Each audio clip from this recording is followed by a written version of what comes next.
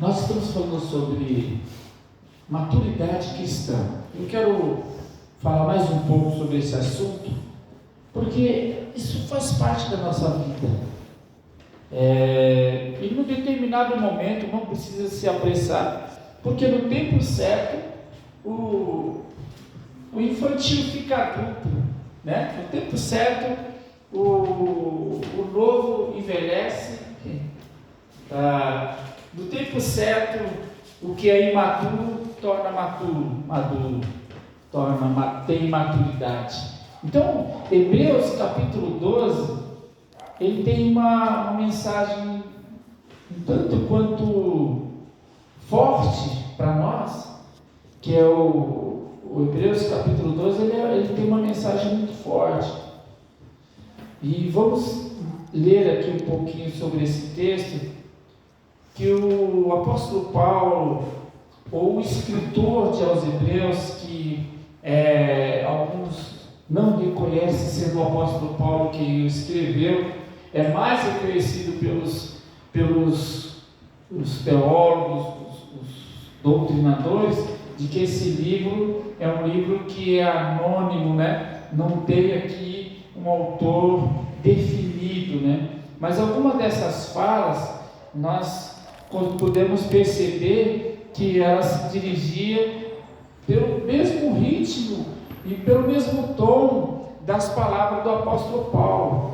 E aqui o autor, ele vai chamar aos crentes a serem, de fato, buscar, a serem exortados e buscar a santidade. Ele está exortando aos hebreus a buscar a santidade, a ter um momento na sua vida de ele afastar-se de fazer as coisas erradas, e que nós vamos ver algumas coisas, e deixar o mundo pecaminoso e entrar nos vários preceitos das Escrituras Sagradas, nos vários preceitos de Deus para a sua própria vida. Ele vai dizer aqui no versículo 12, ele vai dizer da seguinte forma, o capítulo 12, o versículo 12, primeiro eu quero o versículo 11, vamos ler o versículo 11, antecipado, mas diz assim, e na verdade, toda a correção ao presente não parece ser de gozo, senão de tristeza, mas depois produz um fruto pacífico de justiça no exercitado por ela. Está dizendo que quando a pessoa é corrigida, quando a pessoa recebe uma correção, quando a pessoa é orientada a fazer uma coisa e mexe com o seu libido, né?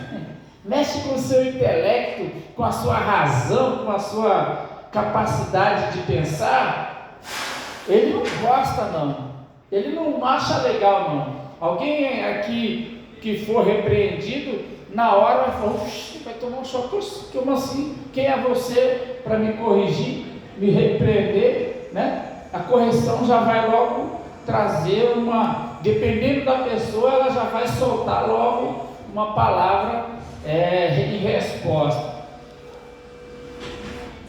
Mas vai passar os dias, vai passar o tempo, vai passar os momentos, e ela vai ficar com aquela correção no seu interior, e ela sendo exercitada, a pessoa vai trazer um fruto pacífico e vai dizer assim, meu Deus, sabe que aquela pessoa está correta, aquela pessoa me falou tal coisa, e eu fui corrigido, e agora eu vejo que é verdade, eu preciso melhorar aqui nessa parte, e vai trazer para essa pessoa justiça, né? Vai trazer para ela entendimento, que ela vai começar a viver uma nova vida.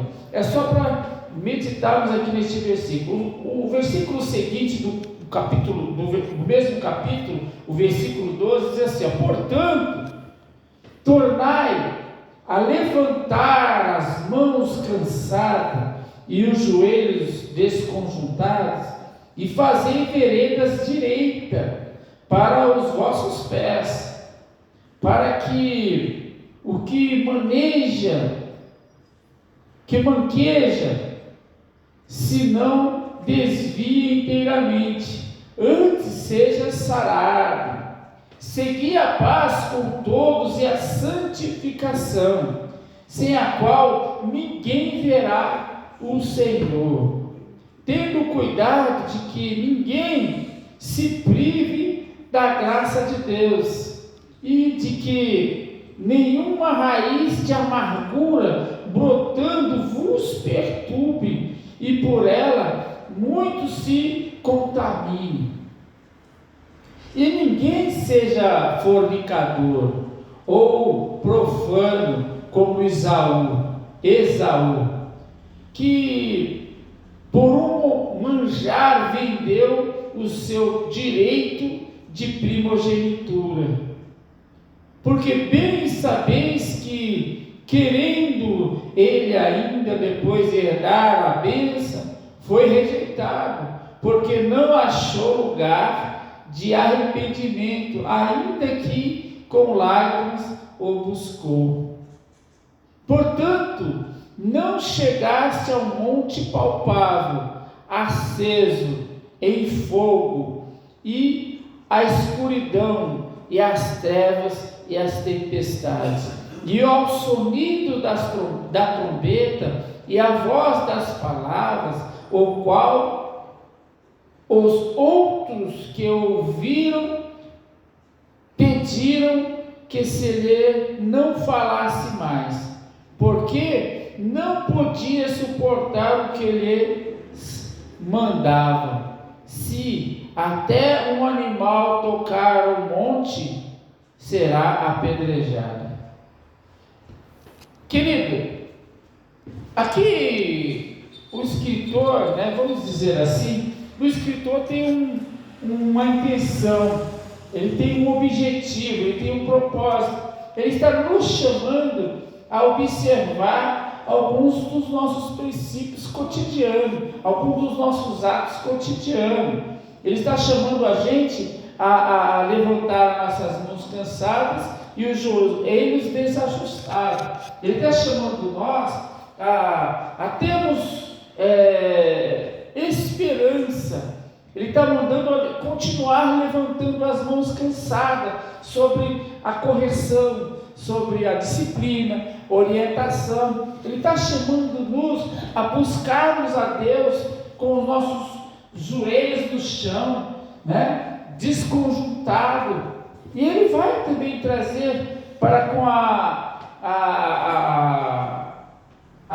orientação para aquelas pessoas que estão caminhando no caminho e eles estão meio que com as suas pernas tortas, ou seja, ele não está andando corretamente, ele não tem um andar perfeito, ele não está indo direto no caminho. Por isso que ele vai dizer essas palavras, que inclusive deveríamos fazer isso para andar diretamente, andar direitinho na vereda, com os nossos pés, andar direitinho. Vamos aqui, esse é o caminho da roça, vamos direto até o final. Então é para que andássemos direitinho, e até mesmo aqueles que estivessem manquejando, tivessem com problemas para andar, não se desviem do caminho. Ele mantém, mesmo fraquinho, mesmo com as pernas meio jururu, não é para tirar ele do caminho, é para manter ele no caminho, é para manter ele na direção, não é para poder empurrar ele para sair do caminho, não, é para manter ele no caminho. O apóstolo, o escritor, vem com esse ensinamento, dizendo para nós que nós devemos seguir a paz e a santificação com todos. É só com alguns? Não, é com todos. A paz com todos e a santificação, sem a qual ninguém verá o Senhor. É para seguir a paz com todos e a santificação. Nós vamos orar por aquela pessoa, nós vamos buscar ter paz com ela, nós vamos ter uma nova maneira de viver. Nós não vamos viver mais como vivíamos antes, nós não vamos falar mais como falávamos antes, nós não vamos pensar mais como pensávamos antes. O nosso modo de agir, ele não é mais como agíamos antes. Nós não podemos ter uma mentalidade mais, a orientação da palavra de Deus, como eu tinha antes. É que eu sou assim, eu preciso manter esse meu modo de ser, porque eu só vim para a igreja, mas eu continuo sendo o mesmo. Não dá para ser o mesmo. Se for, é uma perca de tempo, né? Porque a Bíblia está dizendo, sem a paz, para ter paz com todo mundo, e a santificação. Sabe aquela pessoa que pede para o Senhor assim: Senhor, me dá 5 minutos, porque eu vou quebrar a cara desse camarada? Está errado, não tem esse negócio de mais 5 minutos para eu quebrar a cara do camarada. Olha, se eu realmente não fosse crente hoje, ou esse camarada está perdido agora, que eu ia fazer com ele o que eu fazia antes. Está faltando conversão, está faltando alcançar as Escrituras Sagradas, está faltando meditar nas Escrituras Sagradas, que é isso que ela está ensinando. Então, eu quero mostrar para os irmãos que essa é a verdade para a maturidade. Nós não agimos mais como agíamos antes. Você pode até pensar em respirar fundo. Espírito Santo me ajuda. Você pode até pensar em contar até 10. Deus, Pai, Filho, Espírito Santo, me guarda, né? Me ajuda, porque na verdade você tem as suas fraquezas. Mas o Senhor está nos orientando aqui, né? Tendo cuidado que ninguém se prive da graça de Deus. Ninguém se prive da graça de Deus. É para manter firme. Ninguém saia dessa graça. Ninguém abandone essa graça. Devemos ficar firmes nessa graça. O exercício dos dons ministeriais e espirituais na igreja deve ser uma constância. Por isso nós estamos aqui. Os exercícios dos dons espirituais, ministeriais, devem ser uma constância em nossa vida, porque o Senhor nos chamou e Ele tem esses dons. Ele tem um chamado para a sua vida. Ele tem um propósito para a sua vida. Então esses dons devem ser constantes na nossa vida, na vida da igreja, do Filho de Deus, porque, querido, nós vamos viver um tempo, e já estamos nele, em que alguns vão atirar pedra na igreja, alguns vão denegrir a imagem da igreja, vão se falar constantemente dos erros que estão no meio da igreja, no meio do povo. Por quê?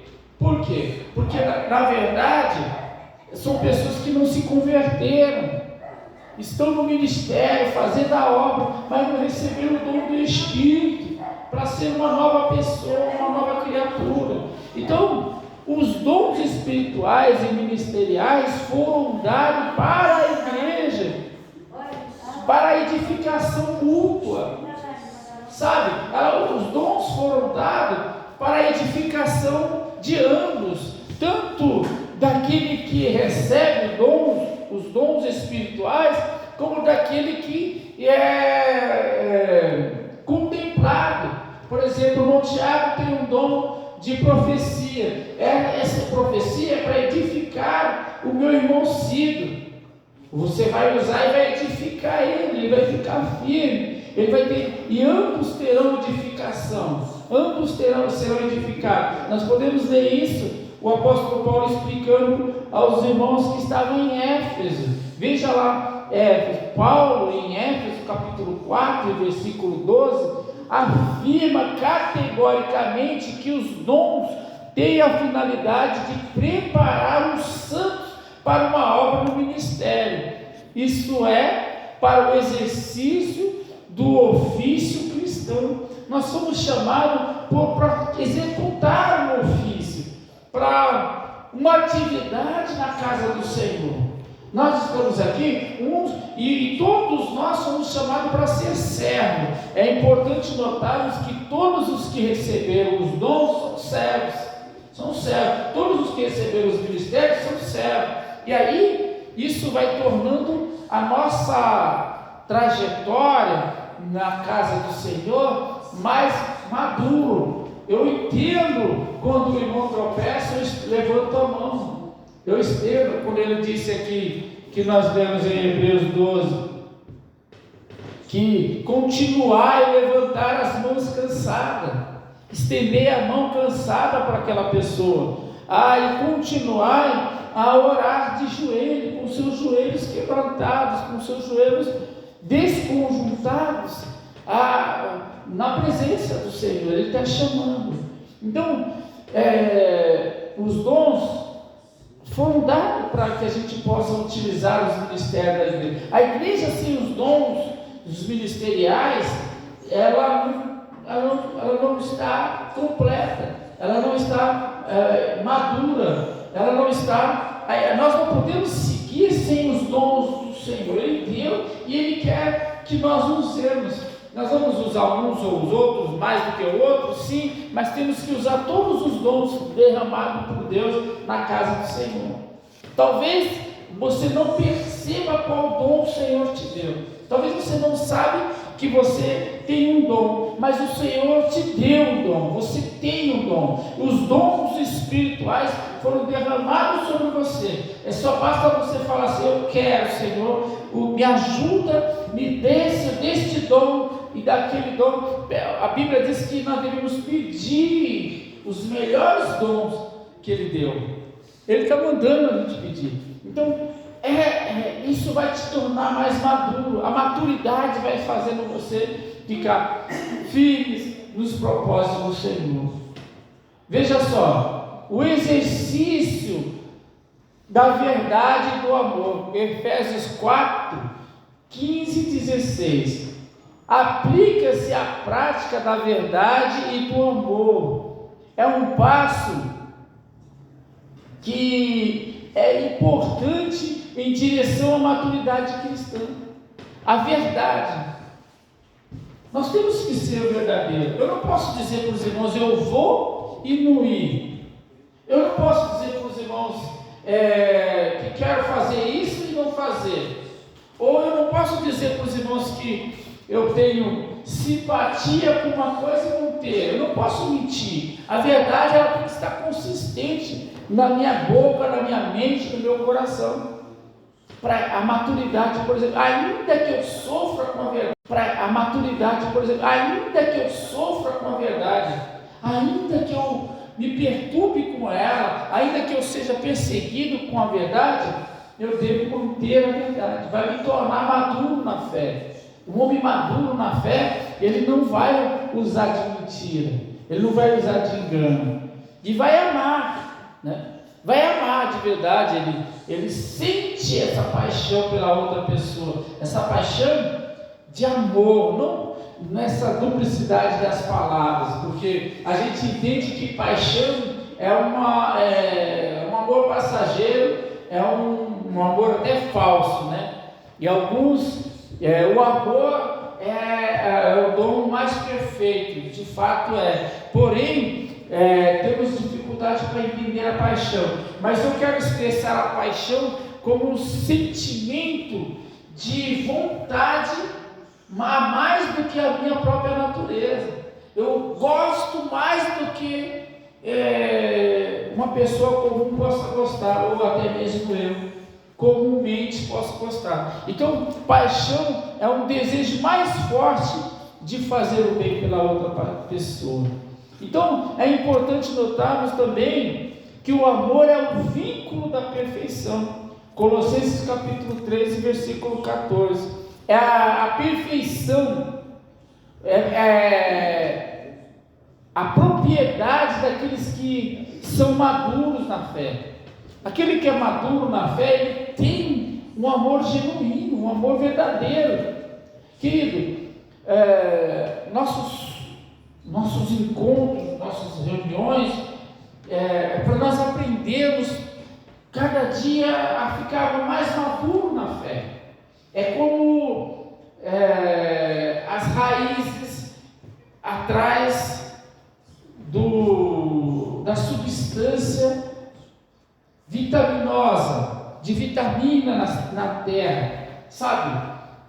Quanto mais a raiz busca esse alimento, maior ela vai ficando e mais consistente ela vai ficando, mais firme ela vai ficando, ela vai resistindo mais. As raízes maiores é como o Líbano, é como eu até esqueci o nome direito, que tem uma árvore do Líbano, e ela é tão forte, que ela vai fazer o seguinte: o vento vai bater, vai jogar, ela vai encostar no chão, mas ela está tão firmada, ela tem uma raiz tão grande, que o cedro do Líbano, lembrei, cedro do Líbano, ela é tão forte, que ela se envolve, a sua raiz, ela se envolve na rocha, lá embaixo, assim, sabe? Ela vai juntando assim na rocha, e ela vai ficando firme, vai ficando sustentável, ela vai ficando resistente. É isso que ela faz. E aí o vento bate aqui, o fogo bate aqui, qualquer coisa, e ela não cai, ela não desiste, ela não turba, ela vai voltar a ser firme como ela era antes. E é o cedro do Líbano. Portanto, queridos irmãos, a maturidade também ela vai se dar através do exercício que nós temos na palavra. 1 Pedro, eu gostaria de ler com os irmãos, 1 Pedro capítulo 2, versículo 1 e 3. 1 Pedro vai dizer o seguinte: o exercício pela palavra. Nós estamos fazendo aqui o nosso leitura bíblica diária. Todos os dias nós já lemos o Novo Testamento, né? Eu espero que os irmãos tenham entrado nesse propósito. Se não entrou, pode entrar ainda, tá? Entra, começa hoje a ler a Bíblia e começa a fazer. Nós estamos vendo agora o livro de Gênesis, nós estamos já no capítulo 10. O Tiago já está um pouquinho mais adiantado, né, Tiago? Você está mais à frente do Gênesis, tá? Você já está em qual capítulo? Direto? Ah, tá. Então você vai lendo e continue lendo, porque isso vai te trazer maturidade na fé. A palavra é o nosso alimento espiritual, responsável por promover o nosso crescimento em Deus e nas coisas que dizem respeito a Ele. Olha que coisa linda! A palavra de Deus, ela se transforma. A palavra de Deus, ela te muda, ela te faz firmar os seus passos na rocha. Coisa extraordinária. Versículo 1 do capítulo 2 de 1 Pedro diz assim: deixando, pois, toda a malícia e todo o engano e fingimento e inveja e todas as murmurações, desejai afetuosamente, como menino novamente nascido, o leite racional, não falsificado, para que por ele vades crescendo, se é que já provaste que o Senhor é benigno.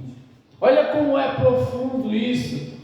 Nós vamos deixando, querido, nós vamos meditando na palavra de Deus. Uma coisa que eu aprendi logo que eu aceitei Jesus e fui para o seminário, um pouco tempo de cristão, é que é muito importante que, à medida que você vai ler a Bíblia, você faça uma oração antes, na sua mente, no seu coração. Você fala: Senhor, abra a minha mente, abra o meu coração. Significa que você tem que querer aprender a palavra. Porque se você quer ler a Bíblia e não quer ter um relacionamento com o dono da palavra, não vai funcionar. Vai trazer problema, porque você não vai entender, você não vai... ela não vai fazer sentido para você. Você vai ver textos que você fala: isso eu não acredito, isso não dá certo, isso não aconteceu. Você não tem base nenhuma e vai negar todas as escrituras sagradas. Então é preciso ter um coração puro quando formos ler a palavra de Deus. Pedir ao Senhor para purificar a sua mente de qualquer perturbação. Não deixar que o inimigo traga uma raiz de amargura. Então, quando você for ler a palavra de Deus, faça uma oração rápida: Senhor, eu quero aprender a tua palavra. Pronto. Senhor, abra a minha mente. Pronto. Senhor, enche-me do teu Espírito Santo. Querido, faz uma oração, fala com Deus, porque ele não é um livro comum, você está falando com Deus.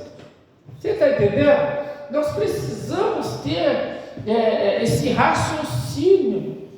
Qual Pedro falou aqui, ó, é o leite racional, não falsificado. Porque à medida que você toma desse leite racional, que são as escrituras sagradas aqui para nós, ele não é falsificado. Aí você vai crescendo, a palavra de Deus vai te moldando, vai te dando substâncias vitaminosas, que você vai ficando firme, vai amadurecendo. É isso. E vai dar fruto no tempo certo. Vai dar fruto até mesmo fora de tempo. Deus vai fazer você dar fruto fora do tempo. Quando a árvore que dá fruto a cada 3 em 3 meses, não, você pode ser que você dá fruto todo mês. O Senhor vai fazer dar fruto. É isso que é extraordinário. Então, só mais esse texto aqui é o prontidão para ouvir. Prontidão para ouvir está lá em Tiago capítulo 1 e versículo 19, também em Hebreus capítulo 5 e versículo 11. Olha, é a prontidão para ouvir. Tiago vai dizer que que sejais pronto para ouvir, tardio para se irar e tardio para falar. Olha que coisa linda. Seja pronto para ouvir, tardio para se irar e tardio para falar, né? Não é assim? Nós temos 2 ouvidos para ouvir mais e uma boca para falar menos. Mas é isso que a palavra. E tem ocasiões da sua vida que você vai ser chamado a atenção se for falar muito. Mas se você tiver ouvido bastante, certamente você não vai ser chamado a atenção, né? Você vai ouvir mais, vai poder ter uma resposta mais consistente. Saber ouvir é a arte que devemos desenvolver. Querido, hoje eu estava no salão aqui de Itaquá, eu estava atendendo com a minha esposa, ali no salão que a gente tem em casa, e eu vi uma cena extraordinária, uma cena muito linda. Eu vi uma cena muito importante. Chegou uma pessoa em casa e ela começou a conversar com a minha esposa. Minha esposa ficou quase 1 hora só ouvindo. Ela pensou que eu não estava ouvindo, mas ela ficou quase 1 hora só ouvindo o que aquela mulher estava falando. Ela quase não deu a opinião dela para aquela mulher. E no final, ela fez uma oração pela mulher e deu um abraço que até eu senti alegre de ver aquele abraço. E aquela mulher não se conteve, ela chorou, ela saiu lá de beijando, porque ela queria falar. Uma hora, se ela achar de bem, ela dá o testemunho. Eu não sei a história, eu não ouvi a história, mas eu vi a mulher falando o tempo todo, contando as histórias, e a minha esposa só ouvindo. Depois fez uma oração, ela foi embora e saiu de lá chorando, com o coração totalmente diferente de como ela entrou. Então, querido irmão, ouça. Sabe por quê? Porque ouvir é uma arte que devemos desenvolver. Falar em público é um dos grandes desafios da vida do ser humano. Falar em público, isso aqui, falar em público é um desafio para nós. No entanto, aprender a ouvir não é menos importante. Aprender a ouvir não é menos importante do que falar, entendeu? A fé vem pelo ouvir. Veja o que está escrito em Romanos 10, 17. Romanos 10, 17. O que diz lá? Vai dizer para você que a fé vem pelo ouvir. Veja, a fé vem pelo ouvir. Romanos 10 e versículo 17. Eu vou ler aqui para você. Romanos 10, versículo 17, está dizendo como é que devemos nos portar. O 10 e verso 17 diz assim, de sorte que a fé é pelo ouvir, e o ouvir a palavra de Deus. A fé é pelo ouvir. É possível, eu sempre tenho dito para os irmãos aqui, que se você não sabe ler as Escrituras Sagradas, você deve ouvi-la. Se você não tem leitura, e pode pedir a Deus também que Deus dá capacidade para ler. Olhe lá na Bíblia, lá e Deus vai falar. Eu conheci gente, sabe, irmã Rosa, que não sabe ler um jornal, um livro comum, mas ela lê a Bíblia, que é uma maravilha. Lê a Bíblia assim que fala que é uma bênção. Parece até que está decorado. Amém? Glória ao nome santo do Senhor Jesus. Igualmente, o aprendizado cristão vem pelo ouvir das instruções, pelo ensino da palavra de Deus. Tenha isso como propósito no seu coração. Deixe que o Senhor te guie, deixe que o Senhor te oriente.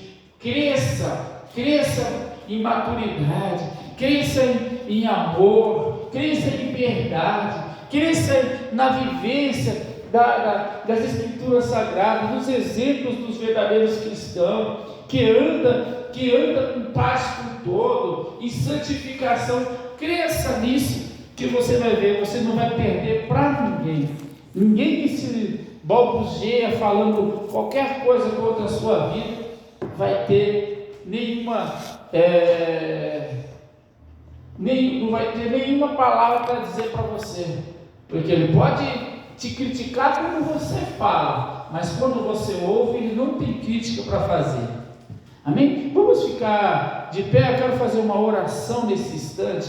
Quero fazer uma oração aqui, pedindo ao Senhor para que nos capacite, nos dê maturidade, para que o Senhor encha nós da sua paz, encha-nos da sua santidade, nos faça viver em fé. Irmão, nós vamos ter que viver em fé, irmão. Sabe por quê? De fé em fé, porque você não vai suportar, nós não vamos suportar a seta maligna que hão de vir tão forte. Você já não consegue conversar com alguém. Se você abrir a internet, o Wi-Fi lá, o YouTube, e começa a ver os comentários sobre pastores, sobre crentes, sobre igreja. Ontem mesmo eu estive conversando com um amigo, e a ideia progressista dele, aprova maconha, aprova. Olha, eu não sei se Jesus está no coração dele, viu? Não quero nem fazer certo julgamento, mas a ideia dele está totalmente distorcida do que a palavra de Deus tem ensinado para a gente. Então, querido, se você conversar com determinadas pessoas que têm uma mentalidade que não está pautada naquilo que o Senhor te chamou, simplesmente faça uma limpeza no ouvido e deixa passar para lá, porque é Ele com Deus. Mas você fala, eu vou servir ao meu Senhor, eu vou servir ao meu Senhor. Espírito Santo de Deus, Senhor, hoje neste culto nós não tivemos aquele mover de querer pular, de saltar, mas dentro de nós arde, dentro de nós a tua palavra, a ponto de que vai fazer mudança em nós, Senhor, se nós conservarmos isso dentro de nós, se nós conservarmos obedecer a Tua palavra, vai fazer mudança para a nossa vida, que vai ser transformador. Nós vamos evitar, Senhor Deus, a intriga, a confusão, nós vamos evitar, Senhor Deus, a discórdia, a desordem. Algumas pessoas, Senhor Deus, no nosso círculo, sempre têm dito que ninguém gosta dela, porque tudo ela tem pavor, tudo ela critica, tudo ela ela odeia, tudo é uma angústia terrível ouvir as outras pessoas. Mas nós estamos aqui para aprender a Tua palavra, nós queremos crescer em maturidade, nós queremos crescer, Senhor, e andar em paz com todos. Nós queremos crescer, ó Deus querido Pai, e viver em santificação. Nós queremos viver em fé, nós queremos viver em amor, Senhor, andar na verdade. Senhor, nos ajuda. É o que eu te peço, Senhor, na leitura da Tua palavra, na leitura da Santa Escritura Sagrada, em nome de Jesus. É o que eu peço ao Senhor para cada um dos Teus filhos nesta noite, em nome de Jesus. Amém. Graças a Deus. Vamos louvar a Deus com aquele hino 151 da harpa cristã.